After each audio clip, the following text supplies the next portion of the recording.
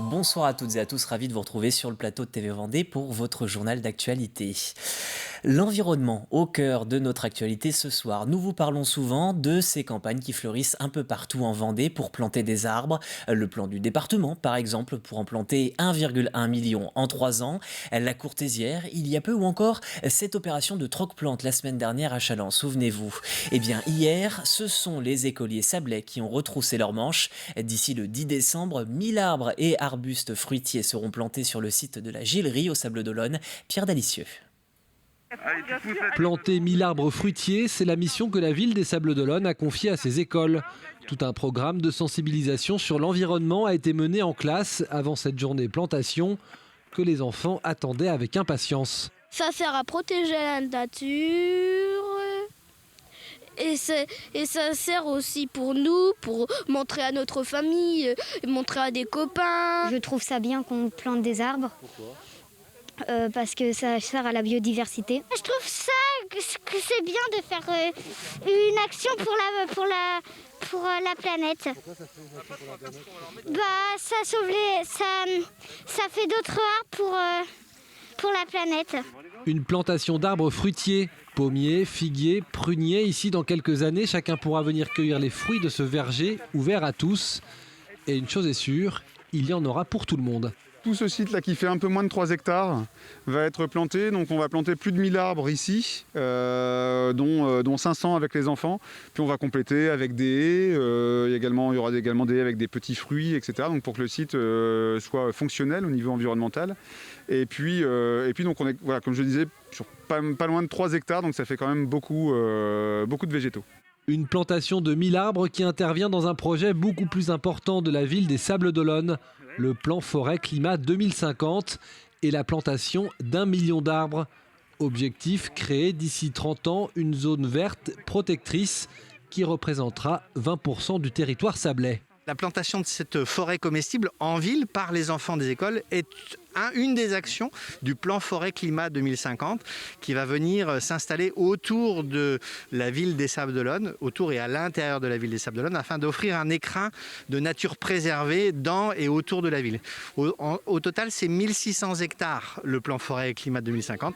Et là, ce sont quelques hectares avec 1 millier d'arbres qui vont être plantés par les enfants des écoles des Sables. Des enfants qui devront attendre un peu avant de récolter les premiers fruits qui ne devraient pas sortir avant 2 ou 3 ans. Et toujours à propos d'environnement, parlons éco-mobilité. Alain Leboeuf, le président du département, circule désormais dans un véhicule propre roulant à l'énergie vendéenne. Et derrière ce slogan, l'engagement de s'approvisionner en local, et ce, notamment grâce à l'hydrogène vert produit depuis quelques mois à Bouin au sein de l'usine Life. Le grand public, ce sera progressivement parce qu'il va falloir vraiment que ce soit produit en grande quantité. Néanmoins, je suis intimement persuadé qu'il y a déjà des entreprises qui vont pouvoir être intéressées, celles en particulier qui font de la distance, parce que le gros avantage de l'hydrogène, c'est qu'il y a beaucoup plus d'autonomie et la recharge se fait en 3 minutes, comme lorsqu'on va faire son plein d'essence. Montaigu-Vendée se met à son tour au vert, toujours en environnement. La ville se dote d'une flotte de véhicules électriques. Vous pensez aux voitures, mais il y a aussi des vélos ou encore des triporteurs. L'objectif de la municipalité, diminuer l'impact environnemental, mais aussi faire quelques économies à l'heure où le prix à la pompe atteint des sommets. Petit à petit, on renouvelle notre flotte avec des véhicules qui ont une énergie décarbonée, donc à l'électricité pour le moment, peut-être un jour à l'hydrogène. Et donc aujourd'hui, on a renouvelé 20% de notre flotte de véhicules. C'est les véhicules de service en fait, pour les services techniques, mais aussi pour les services administratifs. Voilà, c'est 20 véhicules, c'est 20% de la flotte qui est aujourd'hui renouvelée. Allez, on passe un petit peu de sport à présent dans cette édition. Ce week-end, la ville des Herbiers accueillait la seconde étape du tournoi national de Blackboard, plus connu sous le nom de billard anglais. Parmi les nombreuses catégories, on retient la victoire en junior de Baptiste Mario, originaire des Herbiers, face à une vingtaine d'autres jeunes issus de toute la France. Mais la route est longue jusqu'à la phase finale prévue en juin à Agen. 6 autres étapes sont planifiées pour les concurrents. Alors comment fonctionne-t-elle et comment se déroule un tel événement ? Grégoire de Châtillon vous propose de découvrir les coulisses du championnat. Plus connu sous les appellations billard anglais ou pool, le billard Black Ball était à l'honneur aux Herbiers avec ce tournoi, une étape incontournable sur le circuit national. Sur place, les meilleurs joueurs de l'Hexagone, parmi lesquels Christophe Lambert, ici à l'entraînement. Vous l'avez vu, il ne s'agit pas de l'acteur de cinéma, mais du numéro 1 français de Black Ball, également multiple champion d'Europe et du monde de la discipline. Un palmarès hors norme pour celui qui est à l'affiche du tournoi et heureux de revenir aux Herbiers. C'est toujours un plaisir de venir aux Herbiers. C'est une terre qui est vraiment prometteuse autour du billard Black Ball. Pas une belle performance pour moi ce week-end. Un peu déçu, mais c'est la compétition, c'est comme ça. On sera au prochain tournoi dans les Hauts-de-France à Hasbrook dans 3 semaines. Au Black Ball, chaque joueur possède un groupe de billes. Les jaunes pour un joueur, les rouges pour l'autre joueur. Puis on termine par la bille noire. Plus qu'un jeu, plus qu'un loisir, le billard est véritablement un sport. Le billard aujourd'hui fait partie intégrante du monde sportif, est considéré comme un sport et peut permettre de développer d'innombrables qualités telles que la maîtrise de soi, telles que la précision, telles que le contrôle de son mental, ce genre de choses qui font partie intégrante des disciplines sportives aujourd'hui. Il y a les Herbiers, mais il y a plein d'autres clubs. Évidemment, il y a le collectif, mais il n'y a pas que le collectif. Il y a aussi d'autres clubs en Vendée. La Vendée est une très très grosse terre de billard. Voilà. Les fédérations internationales et françaises ont présenté la candidature du billard afin de faire de cette discipline un des nouveaux sports pour les Jeux Olympiques de Paris 2024. Un peu de culture dans votre journal du soir de TV Vendée. Si vous êtes amateur du deuxième art, ce sujet est pour vous. Après 4 ans d'attente, le Salon de la sculpture de la Garnache marque son grand retour. C'est déjà la 6e édition et en coulisses, un couple de passionnés organise ce rendez-vous désormais incontournable en Vendée. Des œuvres connues et des artistes à la renommée nationale s'y dévoilent. TV Vendée s'est rendu à l'exposition. Un dromadaire, un rhinocéros, des sculptures monumentales. Elles sont l'œuvre de Christian Champin, un sculpteur qui joue avec le métal et la récupération. Pour l'artiste, chacune de ces sculptures devient alors la réincarnation positive des déchets générés par une société d'hyperconsommation. Un peu plus loin, l'animal devient poésie avec ses sculptures de fil de fer et de papier.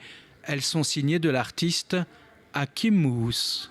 L'espace culturel de la Garnache expose le travail de 10 sculpteurs de renommée nationale. On les a repérés, bien sûr, soit dans des expositions, soit dans des galeries, souvent des grandes galeries à travers toute la France. On va à leur rencontre. Si ça nous plaît, si vraiment leur travail nous plaît beaucoup, on les contacte et on va les voir et on essaie de les persuader. Mais c'est très facile maintenant puisque en fait, ils vont sur notre site et ils voient bien déjà les sculpteurs qu'on a exposés et qui sont de grand niveau.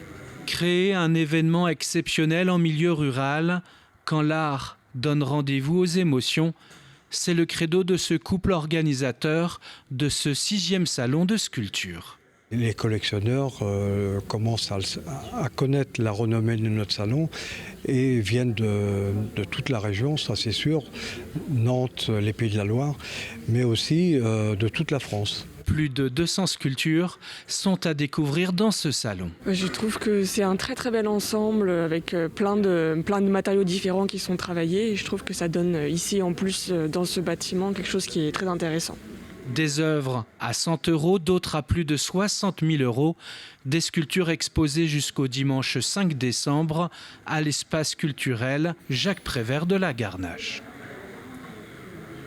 Et vous l'avez entendu, si vous aimez donc le second art, vous avez le droit jusqu'à la fin de la semaine pour admirer le 6e salon de la sculpture de la Garnache. Je vous rappelle que c'est en salle Prévert.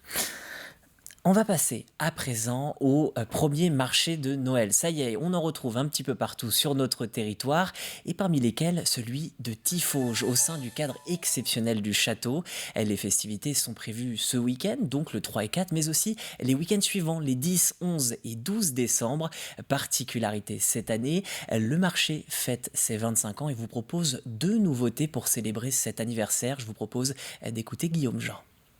une première nouveauté, c'est juste derrière nous, c'est sur le grand mur de la façade nord du château, où on va permettre aux spectateurs, à tous nos visiteurs, de voir un grand mapping. Vous savez, ces grandes vidéos qui se déploient sur nos édifices, un beau conte de Noël sur le thème le pays d'où naissent les étoiles.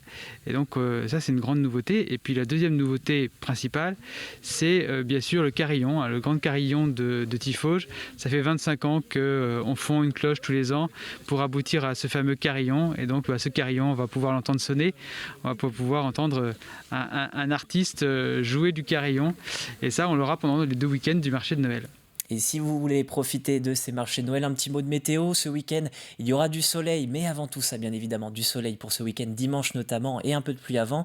Un peu de pluie et des nuages, c'est aussi ce qui est prévu demain sur votre département. Vous le voyez sur votre écran. 12 degrés sont prévus quand même sur les terres et sur les côtes. L'avantage, donc, vous aurez peut-être un peu plus d'éclaircies dans les terres. Voilà pour votre journal. On va rester dans les festivités de Noël pour se quitter. Hier, rappelez-vous, nous vous avons montré les illuminations de la Roche-sur-Yon. Vous découvrez ce soir de belles images de notre correspondant local Jean-Marie Bidot, tourné place de la mairie au Sables d'Olonne. La bonne info, c'est le marché de Noël prévu le week-end du 11 décembre avec près d'une trentaine de chalets nichés au pied de la tour d'Arundel. Et si vous êtes sportif, profitez d'une patinoire de 100 mètres carrés. Elle migrera ensuite du 17 au 31 décembre, place de la Liberté. Voilà pour ce JT d'information locale. On se retrouve demain avec grand plaisir à 12h30. Bonne soirée sur TV Vendée.